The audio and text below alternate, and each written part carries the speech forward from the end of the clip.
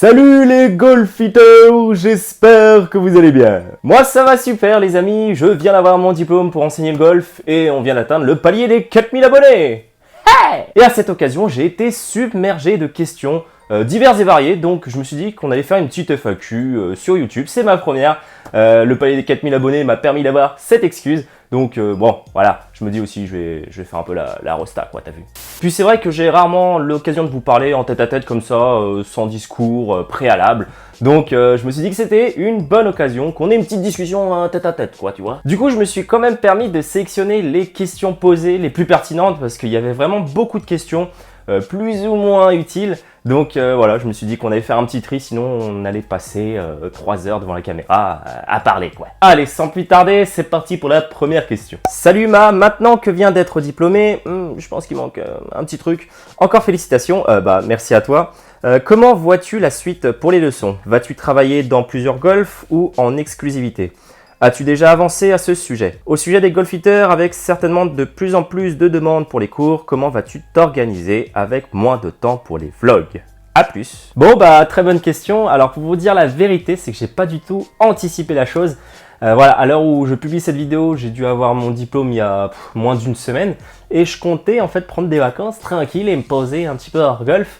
Mais du coup, les opportunités sont tombées ultra vite. Du coup, si vous voulez prendre des cours avec moi, c'est déjà possible. Pour ça, il faut juste me contacter par mail à lesgolfiteurs@gmail.com ou directement sur les réseaux sociaux, Instagram, Facebook. Je vous mets les liens juste en description de la vidéo. Et ouais, vous pouvez déjà commencer à prendre des cours avec moi. Après, pour vous dire la vérité, vu que j'ai vraiment pas anticipé la chose, je fais un peu ça à l'arrache. C'est-à-dire que j'ai pas de site internet, j'ai rien fait pour, parce que je pensais vraiment que j'allais galérer à trouver un poste en indépendant. Et voilà, c'est tombé, c'est une bonne opportunité, donc je la saisis. Voilà, moi qui voulais plutôt peut-être me balader un peu dans tous les golfs, c'est loupé. Enfin, je vais me balader dans les golfs, ce que je compte faire à l'avenir, je pense, ça va être aussi des stages, forcément. Des stages dans le sud, dans le nord des golfs, ceux qui m'accueilleront en tout cas, également à l'étranger, faire des pro-am. Voilà quoi, tout ce qui est à la portée d'un pro indépendant pour s'éclater avec ses élèves et donner des cours quoi. Donc je le redis en tout cas, si vous voulez prendre des cours avec moi, vous pouvez dès à présent et je vous attends très vite en cours. Après en ce qui concerne la question des vlogs et du temps pour tourner les vidéos, ouais, effectivement, c'est une bonne question que j'ai toujours pas anticipé à vrai dire. De toute façon, quoi qu'il arrive, en fait, les vidéos, je les prépare pas vraiment. Je les fais un peu à l'arrache en mode j'ai un peu de temps libre. Là, je me fais un peu chier aujourd'hui à mon jour de repos. Allez, je vais faire un vlog ou allez, je vais faire un truc. Donc, moi, je suis plutôt un mec à l'arrache. Donc, si j'ai du temps, j'en ferai. Si j'ai plus le temps, j'en ferai moins. Mais j'arrêterai pas, ça c'est sûr, et je continuerai à en faire et d'alimenter la chaîne. Pensais-tu y arriver un jour? Alors je suppose que tu parles de mon diplôme. Franchement, au début, j'y ai vraiment pas cru. Enfin, pas que j'y ai pas cru. Au fond de moi, je le sentais bien, mais tu sais, quand tu dis un truc comme ça, t'es 54, t'annonces à tout le monde que tu veux passer enseignant, les gens ils te regardent un peu chelou quoi. Ils te disent ouais mec, t'es un peu perché, c'est chaud. Enfin, j'ai eu des remarques vraiment qui m'ont blessé, qui m'ont fait du mal. Il y en a qui m'ont dit mec, t'y arriveras jamais, c'est au bout de 15 ans de golf minimum que t'y arriveras. Ou d'autres qui m'ont dit t'as un swing de merde, t'y arriveras pas, c'est vraiment trop compliqué, lâche l'affaire. Donc non, au début c'était vraiment très compliqué, d'autant plus que voilà, j'ai tout lâché pour ça. Mais quand je vous dis que j'ai tout lâché, c'est que j'avais une situation plutôt confortable. J'étais associé dans la restauration avec mes parents, ça tournait plutôt bien et du jour au lendemain, je me suis dit vas-y, je claque la porte et je tente mon truc quoi. Donc non, c'était vraiment compliqué. Donc est-ce que tu penses que tu allais y arriver? C'était très compliqué au début, mais comme j'ai envie de vous dire, c'est que je me suis donné les moyens de le faire. C'est que voilà, j'ai pris la mesure de l'objectif que je me suis donné et je me suis dit ok, maintenant si on fractionne par étapes, qu'est-ce qu'il faut que tu fasses pour arriver au diplôme? Et c'est à partir de ce moment-là où j'ai fait étape par étape que le chemin était beaucoup plus facile. J'ai vraiment décomposé le truc parce que voilà, dire voilà, je suis 54, je vais passer enseignant, tu sais, il y a quand même un palier à passer. Donc non, j'ai fractionné le truc et je me suis dit ok, quelle est la première chose qu'il faut que tu fasses si tu veux passer enseignant? Prends du temps, entraîne-toi, il faut que tu quittes peut-être ton boulot, il faut que tu prennes plus de temps pour la salle, que tu t'entraînes un peu plus physiquement, que tu prennes plus de temps à t'entraîner sérieusement. Donc non, ça a été vraiment étape par étape et c'est au fur et à mesure que j'ai construit ma confiance en me disant « Ah bah merde, en fait, je vais peut-être y arriver quoi. Je vais peut-être y arriver avec ce que je fais, ça porte ses fruits. » Donc voilà, moi je pense que c'était vraiment ça. Au début, j'ai vraiment eu du mal, mais quand tu fractionnes étape par étape ton cheminement pour arriver à ton objectif, je pense que c'est beaucoup plus facile de l'accepter. Donc non, j'y ai pas cru au début, mais en faisant ça, j'ai commencé vraiment à y croire et croire en moi. Et ça, c'est le plus important. T'es quel handicap actuellement? En fait, j'ai pas bougé depuis que je suis rentré à ma formation pour être prof de golf. Je suis rentré quand j'étais 6-5 et j'ai pas fait de compète officielle depuis. Ça, c'est vraiment un grand regret par contre d'avoir écourté ma carrière amateur en quelque sorte, même si elle n'a pas vraiment commencé. Parce que j'ai pas eu l'occasion de faire partie par exemple des équipes des clubs. Je pense que je manque énorme d'expérience sur le terrain. J'ai pas joué énorme, hein. Je crois que sur Extranet, c'est le logiciel en fait où tout est répertorié au niveau de tes compétitions. J'ai dû faire 25 compétitions quoi, en 5 ans. À chaque fois en fait que je me lançais en compétition, c'était pour perfer. J'allais pas faire des compétitions pour faire des compétitions pour m'entraîner. C'était vraiment mon objectif, c'était les cartes. Donc en fait, je m'entraînais comme un dingue. Je faisais une compète, je perfais, je descendais. Donc j'ai fait très peu de compètes dans ma vie. C'est pour ça que mon index n'est pas très bas. J'ai vraiment fait le strict minimum pour entrer en formation. Et ça, c'est peut-être un regret parce que finalement, je manque énormément d'expérience de jeu sur le parcours. J'essaie de me rattraper et c'est ce que je vais faire. Je vais continuer à jouer, hein. Je ne vais pas du tout m'arrêter de jouer.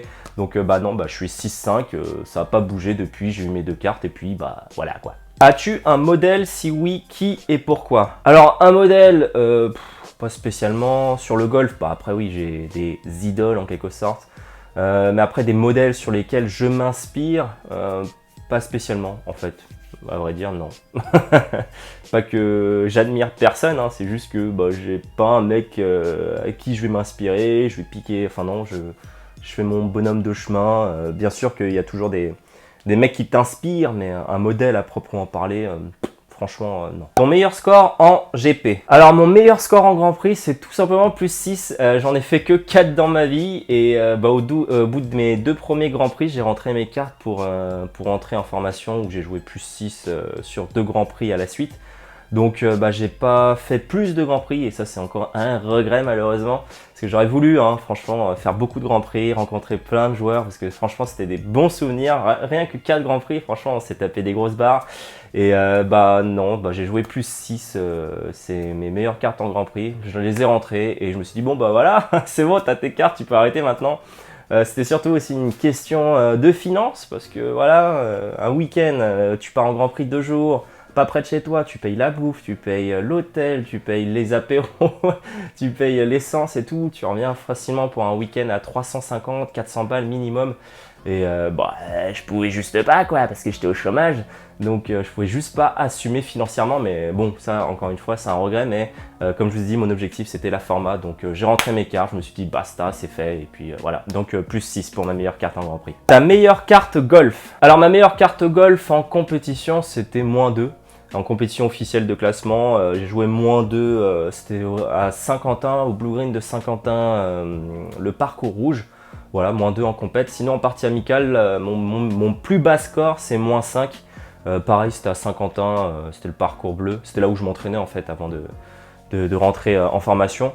Et voilà, -5 en non officiel et -2 en officiel. Quel est le parcours que tu rêves de jouer? Bravo pour le diplôme. Merci. Le parcours, je pense que sans hésiter que je rêve jouer, c'est Augusta. Voilà. Je pense que beaucoup de joueurs rêvent de jouer Augusta. Donc moi, c'est mon cas. Donc voilà, sans hésiter, Augusta. Face à un joueur single, as-tu déjà eu des doutes par rapport à ce que tu pouvais lui apporter? Alors, je dirais même que c'est pire, c'est même pas par rapport aux joueurs single que j'ai eu des doutes, c'est par rapport à des joueurs qui commençaient le golf ou qui commençaient le golf en fait, ou qui étaient en pleine progression. Je trouve que, je pense, je sais pas, par rapport à mon avis de jeune enseignant, les joueurs singles, c'est ce qu'il y a de plus facile en quelque sorte à faire évoluer. Parce que le mec, il sait jouer au golf, il sait toucher la balle. Du coup, tu as juste à lui apprendre certaines choses dont il n'a pas conscience, mais qu'il est capable de faire parce qu'il a une bonne motricité. S'il est single, c'est qu'il arrive quand même à manier le club et qu'il comprend un minimum le golf. Donc, c'est facile de l'aiguiller, beaucoup plus facile, en tout cas pour moi, je trouve, qu'un joueur qui débute ou un joueur qui est en pleine progression. Ou par exemple, j'ai eu le cas J'ai eu plusieurs cas, il y a plein de fois où je me suis planté pédagogiquement, où j'étais devant l'élève, je me suis dit mais mec, mais qu'est-ce qu'il faut que je fasse là? J'ai par exemple eu une élève et un élève en l'occurrence qui avait 50 balais et 60 balais respectivement, et les deux en fait n'avaient jamais pratiqué de sport dans leur vie à part en EPS à l'école, et ils se retrouvent limite à la retraite où voilà, ils voulaient se mettre à une activité. Ils se retrouvent là au golf sans avoir jamais utilisé leur corps et ayant un boulot de bureau. Et là, je peux vous dire, mais au niveau de la motricité et de la compréhension globale de leur corps, mais c'était super compliqué. Donc j'ai eu vraiment énormément de mal à enseigner à certaines personnes qui connaissaient pas leur corps et de leur faire ressentir, parce qu'ils ressentaient même pas eux ce qu'ils produisaient. Donc franchement, les joueurs singles, c'est vraiment pas là où c'est le plus compliqué. Je trouve que c'est même le plus facile.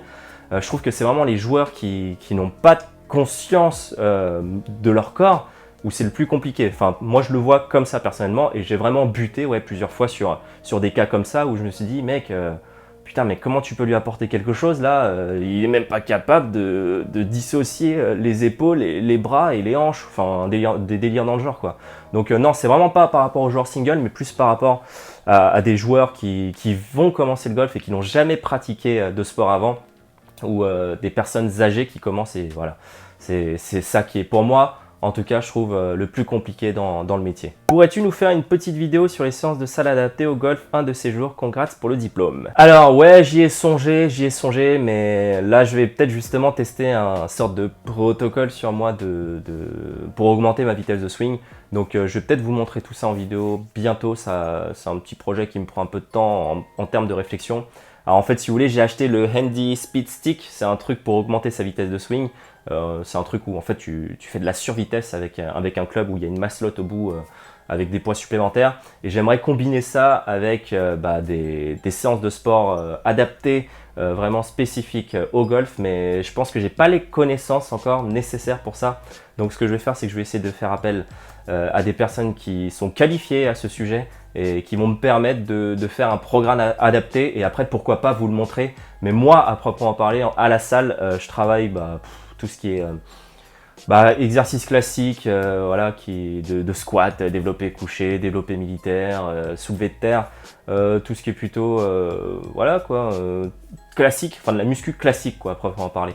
Donc quand je me serai renseigné et quand je le ferai sur moi par rapport à un protocole vraiment spécial golf, j'hésiterai pas à le filmer, à vous le montrer bien entendu. Merci de m'avoir mis au golf, c'est un très beau sport. Alors ça, c'est vraiment le genre de message que je kiffe. Vous êtes nombreux à me dire que je vous ai mis au golf. Je sais même pas comment vous avez fait pour découvrir finalement ce que je fais sur internet. Mais ça, c'est vraiment genre, si vous mettez au golf grâce à moi, mais c'est juste le bonheur parce que voilà, comme vous le savez, moi j'ai commencé le golf un peu au pif, et si vous avez pu commencer le golf grâce à moi, franchement je suis vraiment heureux. Donc merci à toi de t'être mis au golf et de suivre mon travail. Quels sont tes joueurs pro favoris PGA European Tour? Les amis, il y en a plein quoi. Après sans hésiter, forcément Tiger pour tout ce qu'il a fait pour le golf. Après pour les joueurs qui sont en forme en ce moment, enfin même par rapport à leur swing global, Rory pour moi c'est un modèle en quelque sorte, modèle entre guillemets. Voilà, c'est pur swing. Justin Rose, après Justin Thomas, j'adore aussi. Ricky Fowler pour son style. Il y en a plein quoi, il y en a plein. Avec quel joueur du tour aimerais-tu partager un parcours? Sans hésiter, Tiger Woods. Qu'est-ce que vous dire d'autre que Tiger Woods? Franchement, il n'y a que... Si je devais en choisir qu'un, ça serait lui quoi. Ça serait lui. Salut Ma, bien joué pour ton diplôme. Enseignes-tu plutôt le swing unique pour tous les joueurs ou adaptes-tu tes conseils en fonction du joueur que tu coaches, sans pour autant enseigner le swing de Matthew Wolff? Alors justement, cette année, j'étais en formation, enfin j'ai été formé. Mon tuteur, c'était Thomas Vénère, qui est toujours Blue Green de Saint-Aubin, qui est le responsable de l'enseignement là-bas. Et quand je suis arrivé, j'étais très carcan fermé. Parce que j'ai appris le swing comme ça, en fait, j'ai appris le golf comme ça, carcan fermé, pas bouger les bras, enfin pas bouger les mains quand tu fais une approche. Voilà, il y avait vraiment un cadre ultra fermé. Et on a eu énormément de discussions avec Thomas, et il m'a ouvert un peu les yeux par rapport à ça. Où voilà, en fait, il faut surtout pas se fermer, pas avoir un carcan complètement cloisonné au niveau de l'enseignement, et que chaque personne est différente. et que de toute façon on le voit tous les jours, quoi, que les personnes ne bougent pas pareil quand ils golfent ou même quand ils marchent. Ils ont tous des postures, des tailles, des membres, enfin tout est différent dans chaque individu et on bouge tous le club différemment et notre compréhension du golf même est différente. Donc bah non, c'est juste pas possible maintenant, après cette année de formation, de me dire voilà, il y a un modèle PEDA et il faut faire celui-là. Il faut s'adapter à tout le monde et je pense que chaque individu est différent et forcément chaque problème est différent. Mais voilà, je pense que le modèle de l'enseignement pédagogique unique, cadre fermé, je pense que c'est juste plus possible. Et bah non, je m'adapte à chaque élève, bien entendu. Enfin, en tout cas, j'essaye de faire de mon mieux. Est-ce que tu as des sponsors ou est-ce que tu vas en avoir? Alors en fait, actuellement, est-ce qu'on peut parler de sponsoring? En fait, si vous voulez, Wilson me file du matos gratuitement. Argolf m'a filé des putters gratuitement, m'en a filé un et on a filé un justement à la communauté des golf-hitters en jeu concours. Donc je suis pas rémunéré pour ça, il me file juste du matos annuellement, il me file du matos quand j'en demande ou quand j'en ai besoin et ouais annuellement aussi. Donc voilà, si c'est ça le sponsoring pour toi, je suis sponsorisé. Après voilà, sponsoring argent pur, non, j'en ai pas et est-ce que je vais en avoir? Bah je suis ouvert à toute proposition les amis.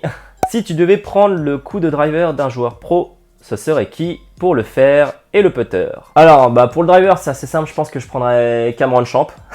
Le mec, c'est juste une bête. Après, au niveau des fers, je prendrais les coups de fer de Jim Furyk dans les années 2000. Et pour le putter, je prendrais le putting de Tiger Woods de l'époque aussi. Tu comptes faire un vlog à Montgriffon? Quand le golf de Palmola? Tu pourras venir sur le golf de Sable d'Or les Pins? Est-ce que tu viendras un jour jouer en Belgique? Alors oui, je sais que vous êtes beaucoup à venir me demander de jouer dans votre golf et de faire un vlog dessus. Mais comme je vous ai dit, c'est pas un truc... Enfin, c'est un truc, mais franchement, je sais pas si vous imaginez un vlog, mais c'est super chiant à faire en vrai. Déjà, je peux pas jouer sans voiturette parce que du coup, bah, j'ai une caméra et tout le bordel à trimballer. Donc, c'est juste pas possible de le faire à pied. Donc, à chaque fois, il faut que je contacte les golfs, qu'ils acceptent de me prêter la voiturette. Il faut également qu'ils me libèrent plus de créneaux parce que du coup, quand je filme, bah, je prends plus de temps. Il faut que je pose ma caméra avant et tout le bordel. Donc non, franchement, au niveau des demandes de vlog, ça sera toujours non, parce que il faut déjà que j'ai l'envie de me déplacer à chaque fois où il y en a même qui me demandent, voilà, bah, par exemple, demander de jouer en Belgique. Bon, après tu me demandes pas de vlogger, mais il y en a plein qui me demandent d'aller vlogger dans leur golf, un peu dans le sud, à l'ouest, à l'est. Mais c'est juste, je fais ça en fait gratos. En fait, faut que vous vous rendiez compte, c'est que je suis pas rémunéré pour faire ça, donc en fait je vais pas me déplacer dans les golfs à Babelwed. En plus, si je dois payer voiturette, si je dois faire ci et ça, voilà, c'est que ça me prend grave de temps et d'énergie en plus de montage et d'argent, quoi, parce que faut que je me déplace et tout le bordel. Donc non, à chaque demande de vlog, ça sera non. Je le ferai uniquement quand j'en aurai l'occasion, quand j'aurai envie. Donc ça sert à rien de continuer à me demander de venir vlogger chez vous. Dans quel sens va l'enseignement du golf en France d'après toi? Ils veulent tous nous salarier, cela ne tue pas notre profession. Des bisous loulou. Alors ça c'est vraiment une polémique qui revient énorme dans la profession, de savoir, voilà, dans les années 80, tout le monde était indépendant, tout le monde se faisait blinder de thunes, et maintenant on est tous salariés. Les chaînes sont en train de tuer la profession, etc. J'étais un peu comme ça aussi avant de comprendre, en fait, de faire un petit retour sur soi et de comprendre que non, en fait, le salariat ne tue pas la profession. Il faut quand même se remettre dans le cas où faut savoir en fait ce que l'individu veut. Ce que je veux dire par là, c'est que on n'est pas tous faits pour le salariat, on n'est pas tous faits pour être pro-indépendant. Être pro-indépendant, ça veut dire aussi, à l'époque, peut-être que ça marchait. Je veux dire, à l'époque, il n'y avait pas énorme de pros. Le diplôme était beaucoup plus difficile à obtenir que ça. Donc, en fait, tu te posais dans un club, tu avais la clientèle, donc tu n'avais pas de problème. Maintenant, le marché actuel, il est tellement concurrentiel pour moi que quand tu es indépendant, il faut savoir communiquer, il faut savoir faire du marketing, il faut savoir faire de la relance clientèle, il faut savoir faire plein de choses en dehors de donner des cours de golf, que je pense que c'est pas donné à tout le monde et que le salariat convient bien à des personnes en fait qui veulent juste enseigner et vivre de leur passion sans se casser la tête à tout ce qui est aux alentours. Donc pour moi en fait le salariat ne tue pas du tout le métier. Je pense qu'avec justement beaucoup plus d'élèves moniteurs, enfin de moniteurs qui sortent chaque année, le salariat ça permet aussi à chacun de sécuriser son avenir, quoi. Et tout le monde n'a pas envie de se lancer dans l'indépendant parce qu'au niveau de l'indépendance, je pense que c'est compliqué quand tu débarques, tu sors de ton diplôme, avec tous les moniteurs qu'il y a en France maintenant, vas-y, va faire ta clientèle et va te faire de la thune. Je pense que c'est vraiment quelque chose de compliqué maintenant, c'est plus comme avant. Donc le salariat, non, pour moi, ne tue pas le métier, ça permet quand même de vivre de sa passion et quand même d'être rémunéré sans avoir les aléas justement de gérance à côté. Donc non, pour moi, le salariat ne tue absolument pas la profession. Tout ce qui est Blue Green, YouGolf, Gaia, je pense que même au niveau de je connais bien leur politique commerciale pour avoir bossé dans les deux, et même les supérieurs qui gèrent un peu tout ça, voilà, ils sont vraiment dans la démocratisation du golf. Et oui, peut-être un petit peu trop dans le commercial, mais voilà, ça tue pas le métier, quoi, parce que grâce à eux aussi, on ramène énormément de nouveaux golfeurs en France, faut le dire, faut pas le cacher. Beaucoup de nouveaux golfeurs sont formés par les enseignes chaînes, et voilà, je pense que chacun a sa place dans le métier et chacun trouve son compte dans l'indépendance ou dans le salariat. Il y a des avantages dans les deux, il y a des inconvénients dans les deux. C'est juste libre à chacun de choisir sa voie. Enfin bon, voilà, ça c'était mon avis par rapport à cette fameuse polémique qui a lieu très souvent chez les pros. Salut, est-ce que tu regardes aussi du golf sur YouTube? Et si oui, des conseils de chaînes intéressantes? Alors, vous allez peut-être me prendre pour un mec chelou, mais je regarde pas énorme de golf en fait sur YouTube. Enfin, par là, je veux dire, je regarde de temps en temps, voilà, du Mark Rosfield, du Rick Shield. Je regarde beaucoup les vlogueurs françaises qui font.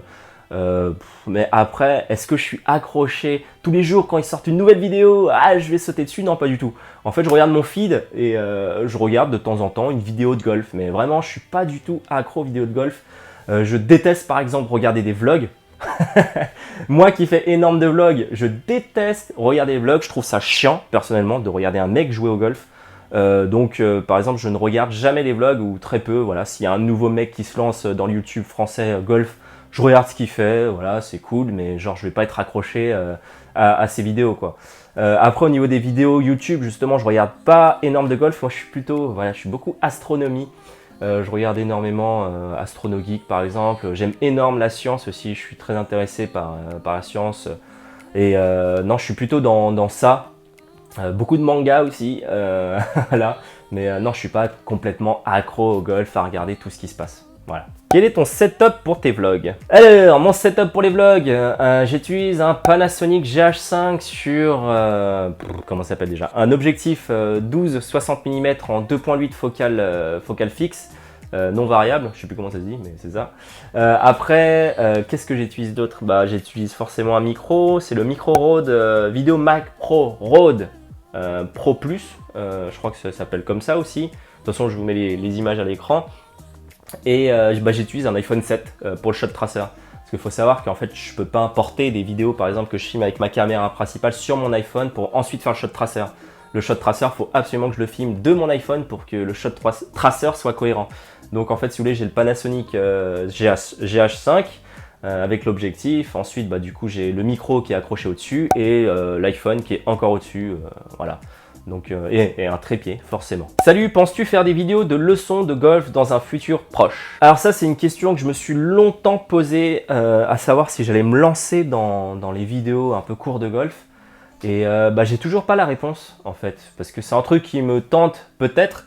Mais il y a tellement de gens qui le font déjà en France que je trouve que c'est pas forcément très utile. Parce qu'ils donnent déjà tous des très bons conseils. Après, qu'est-ce que je pourrais apporter de plus en fait? C'est vraiment la question que je me pose, c'est quoi ma valeur ajoutée par rapport à un Renaud Poupart, à un Michel Téché, à un Joël Bernard, à un Édouard Montaz? Qu'est-ce que j'apporte en plus par rapport à eux? Bah je sais pas. C'est pour ça que j'ai pas encore la réponse à ce sujet. Par exemple sur Insta, bah, je donne déjà quelques drills, voilà, je donne quelques drills pour corriger un slice, mais genre c'est des vidéos à la con qui durent 1 minute 20 filmées avec le portable à l'arrache. Après, ce que je vais en faire sur YouTube, franchement je sais pas, parce que je réfléchis toujours à ce que je peux vous apporter par rapport à d'autres, donc bah, j'ai pas la réponse. Peut-être que oui, un jour je trouverai une idée géniale de concept de dingue que vous allez raffoler. Et bah, peut-être que non, en fait, jamais. Parce que si c'est pour faire des cours de golf, ça sera en fait non. Comment gérer la pression, stress d'une première compétition de classement? Alors, pour répondre à cette question, en fait, juste, je vais vous raconter une anecdote pour que vous compreniez ma situation. C'est que mon premier 18 trous, je l'ai fait en compétition directe. Voilà, j'avais jamais fait de 18 trous de ma vie. Et le premier 18 trous, je suis allé en compète de classement. Et j'étais juste surexcité de jouer. J'étais pas du tout stressé. Donc après, je sais qu'il y en a beaucoup qui stressent pour les compètes, mais moi, je prenais ça vraiment comme un défi. Voilà, j'ai envie d'éclater le parcours, j'ai envie de taper des coups de ouf. Donc j'étais pas du tout stressé en fait. La seule fois où j'étais stressé, je pense que ça peut répondre à ta question, c'est que quand j'ai commencé mes premières cartes de Grand Prix, où voilà, j'étais un peu flippé. Mais enfin voilà, faut savoir doser son stress quoi. Il faut du stress pour bien jouer pour moi, mais pas un stress qui va t'empêcher de taper un coup quoi. Donc un stress positif. Et après, comment le gérer, je vous avouerai que j'ai jamais vraiment eu du mal à le gérer. J'ai toujours été un compétiteur dans l'âme et la compétition m'a toujours excité. Voilà, stressé mais excité. Donc c'est pas de l'anxiété comme certains peuvent ressentir. Après, je sais pas, va voir un prêtre mental. Non, je rigole. Mais prends ça vraiment comme une partie amicale. Prends du recul sur toi. Dis-toi que voilà, mec, t'es qu'un golfeur parmi tant d'autres qui fait sa première compétition ou qui fait sa compétition. Tout le monde s'en fout en fait de ce que tu vas faire. En vrai, c'est la vérité. C'est que tu vas avoir aucun regard qui vont être là. Tu vas faire de la merde. Tu vas rendre une carte pourrite. Non, en fait, tout le monde s'en bat les couilles du résultat que tu vas rendre. Donc, c'est que pour toi. Enfin, moi, voilà, c'est quand je joue, c'est que pour moi. Si je joue bien, je suis content, et si je joue mal, c'est que moi. Il n'y a pas personne dans le monde entier qui va commencer qu'est-ce qu'il a fait, ma Jundeng? Qu'est-ce qu'il a fait, au premier tour? Non, tout le monde s'en fout, quoi. Donc, moi, je le vois comme ça. Donc, tu joues pour toi, tu prends ton plaisir, et puis fin de l'histoire. Et puis, rappelle-toi pourquoi t'es venu au kiff. Pourquoi t'es venu au kiff? Pourquoi t'es venu au golf? C'était pour le kiff au départ. Donc pour moi, arrête de stresser pour rien. Bon voilà, j'ai répondu à pas mal de questions. Je suis désolé pour les questions dont je n'ai pas traité. Mais je pense que ça fait déjà une vidéo assez longue. J'ai pris voilà, pour moi les questions qui me semblaient les plus pertinentes. Voilà, c'était sympa en tout cas de vous parler en tête à tête sans préparer un truc et vraiment un peu à la one again. Donc je vous dis à la prochaine les golfiteurs. N'hésitez pas à me suivre sur Instagram, les réseaux sociaux, tout ça, j'en profite pour faire ma pub. Et quant à moi, je vous dis à la prochaine. Allez, ciao!